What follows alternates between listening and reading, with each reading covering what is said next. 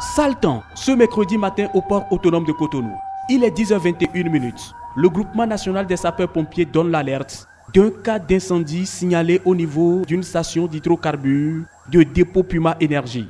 C'est la course contre la montre. Il faut vite agir pour limiter les dégâts. Les sapeurs-pompiers, appuyés par la police républicaine, organisent la riposte contre le feu dévorant.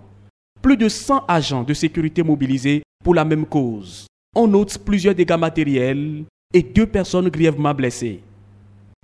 Leur pronostic vital est engagé. Les secouristes font le nécessaire pour les sauver. Détrompez-vous, la scène que vous suivez est une pure simulation pour tester le niveau d'alerte au port en cas d'incendie ou autre drame.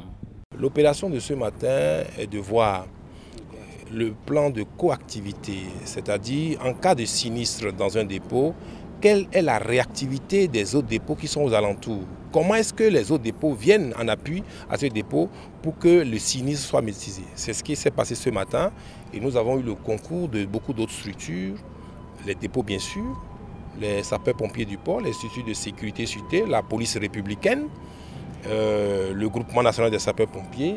Et ces structures-là ensemble ont aidé à gérer, à maîtriser la situation et à dire aux usagers que nous mettons en place des structures techniques, scientifiques pour gérer les situations de crise au port de Cotonou. La simulation de sauvetage du dépôt est dénommée Salamandre et vise aussi à créer une synergie d'action entre les sapeurs-pompiers et la police républicaine en cas de crise. L'opération semble déjà porter ses fruits. Dans l'ensemble, la situation était et a été sous contrôle durant toute l'opération. Il y a une satisfaction totale qui se dégage de cet exercice. Le port autonome de Cotonou, poumon de l'économie, respire aussi la pleine sécurité pour ses usagers.